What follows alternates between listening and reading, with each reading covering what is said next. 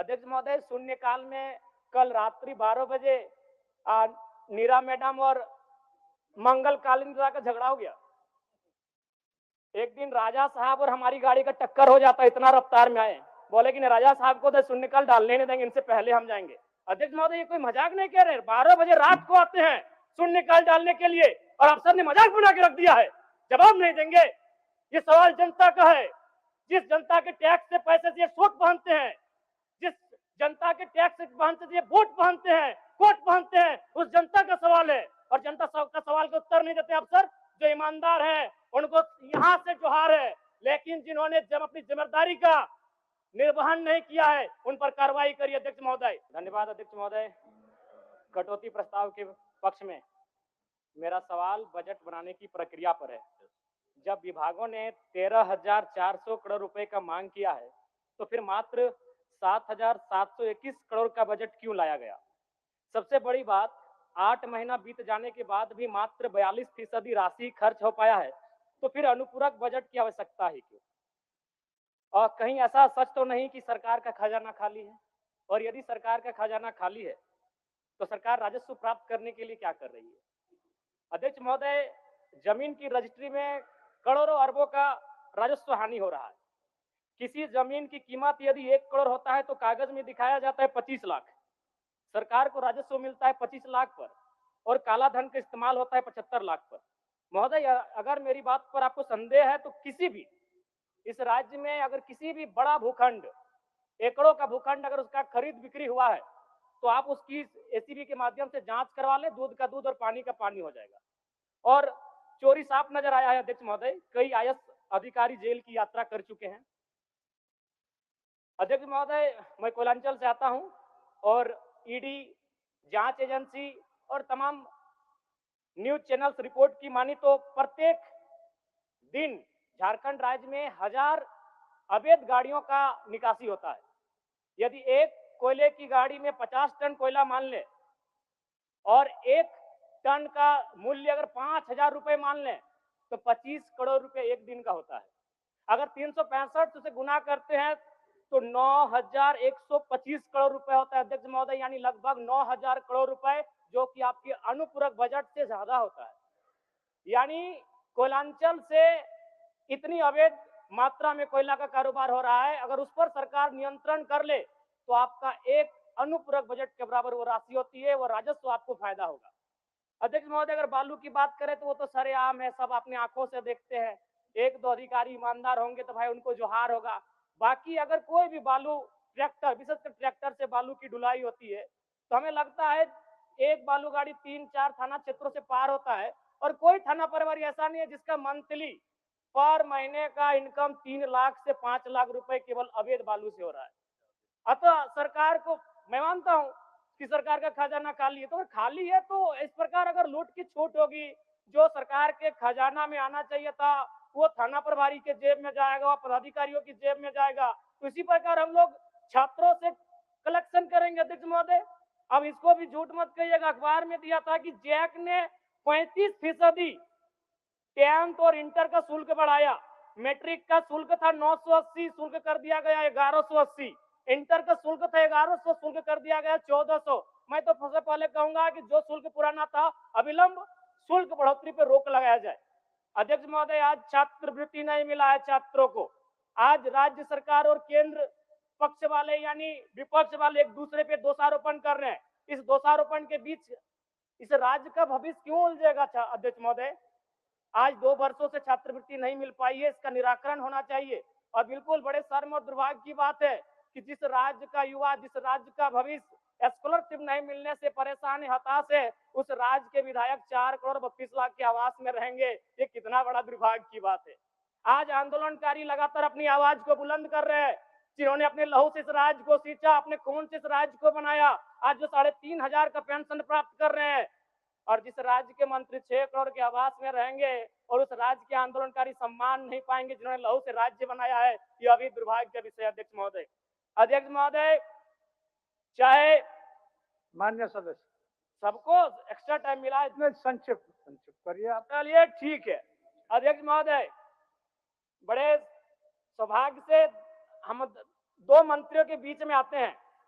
32 और 34 दोनों साथ बैठे हैं, हमेशा यूं ही साथ बैठे, हमारी शुभकामनाएं। एक ही कुर्सी में बैठे हैं और दोनों के बीच हम आते हैं 33। एक बार भी मंत्री महोदय मेरे विधानसभा में गए नहीं। क्यों नहीं गए? योजना ही नहीं है। इनका दोष नहीं है। मेरे विधानसभा में कोई नई योजना, किसी के विधानसभा में मंत्री पद का कार्य क्या है?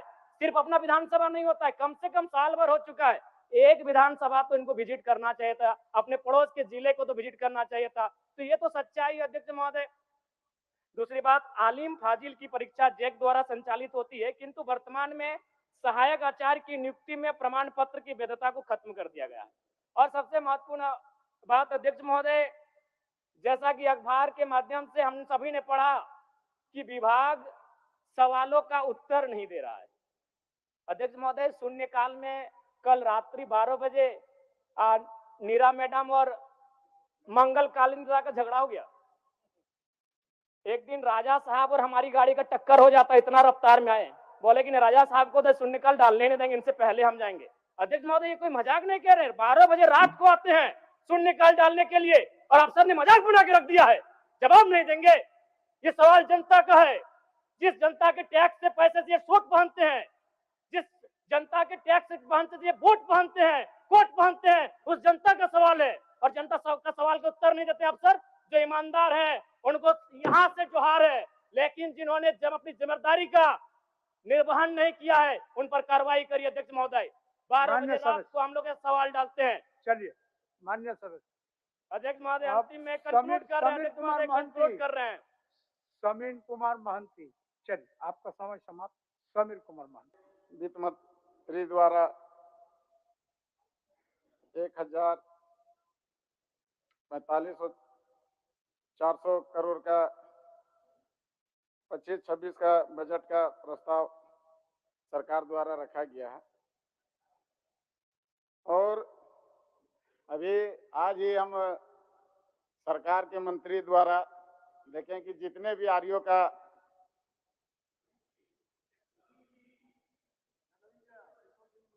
बोलिए बोलिए निर्मल जी बोलिए।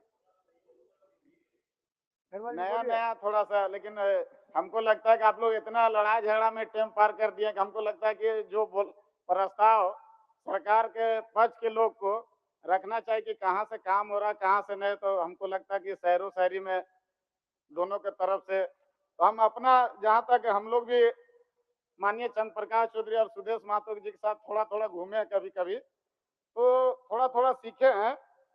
और आरओ के मंत्री का कि 2 जगह मेरा घर पड़ता है, बड़का गांव और मांडू में भी, और दोनों जगह का रोड बहुत मुश्किल से निकाले थे। 9 महीना 8 महीना में एक जगह का 9 करोड़ का कुछ काम था और हम अध्यक्ष महोदय से भी जाके मिले थे कि रोड का क्या होगा। तो देखें कि अब 2 दिन में रोड का टेंडर कैंसिल हो गया, फाइनल भी नहीं हुआ। और अपना गांव का जहां से हम चुनाव जीते हैं, जो गांव में हम रहते हैं, वहां के रोड के लेके हम लोग कई बार आरओ जो जिला में बैठक होता है वहां पे डीसी से लेकर जितना विभाग के लोग रहते थे उन लोग को बोले कब रोड हम लोग का बनेगा। और जब मुख्यमंत्री जी का रोड जब बन रहा था तो सभी लोग बोल रहा था कि अपना अपना विधायक अपना अपना गांव में कम से कम बनना चाहिए, लेकिन अपना अपना गांव का भी रोड नहीं बना पा रहे। तो हम लोग को लगता है बजट जो पेश कर रहे हैं वित्त मंत्री जी या मंत्री जी लोग कैसे बजट पेश कर रहे हैं कि गांव का रोड भी नहीं बना पा रहे हैं। तो हमको लगता है कि सदन जो चल रहा है पहले वैसे वैसे चिन्हित गांव के जो वर्षों से, और अभी हम प्रश्न में भी सवाल किए थे सरकार से, आपका 24 किलोमीटर का रोड एक नया मोड़ कुजू होते हुए 2 जिला पड़ता है, उसको 1985 में रोड बना है, उसके बाद रोड नहीं बना है। उस रोड का सरकार 200 करोड़ सीसीएल पैसा देने के लिए तैयार है, 24 करोड़ रुपया पुल के लिए दामोदर नदी में 24 करोड़ रुपया अलग से देने के लिए तैयार है। आरसीडी के लोग के पास हम गए, आरसीडी के लोग पैसा लेने के लिए बनाने के लिए तैयार न है। उसके बाद भी पथ निर्माण के और कई जो हम लोग बिशुनगढ़ बगोदर रोड जोड़ते हैं बनासों से, वहां पे भी 24 किलोमीटर का रोड है। हमको लगता है कि वर्षों से नहीं बना है। उस रोड को ऐसा रोड को प्रस्ताव में लाना चाहिए। और अभी बोल रहे थे कि 10,000 हम लोग अभी शिक्षा नौकरी दिए हैं। अभी यहाँ पे 2,000 झारखंड व्यवसाय परीक्षण शिक्षा संघ के लोग धरना में बैठे हुए हैं और सुनील कुमार श्रीवास्तव जी मुख्यमंत्री के सचिव जो ऑर्डर भी दिया कि लोग का पेमेंट होना चाहिए, लेकिन देख रहे हैं कि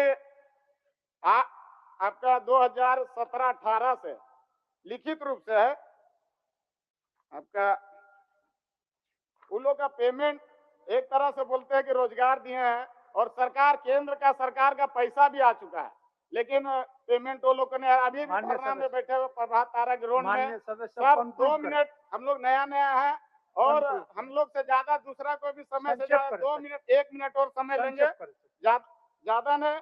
और सरकार को काम पे ज्यादा अगर बजट प्रस्ताव आता है तो काम पे ज्यादा कितना पुल बनना, पहले 30 किलोमीटर रोड मिलता था हर विधायक को, 1 किलोमीटर भी रोड नहीं मिल रहा। पुल का अनुशंसा 20 करोड़ का होता था, 1 रुपया अभी तक नहीं मिला है।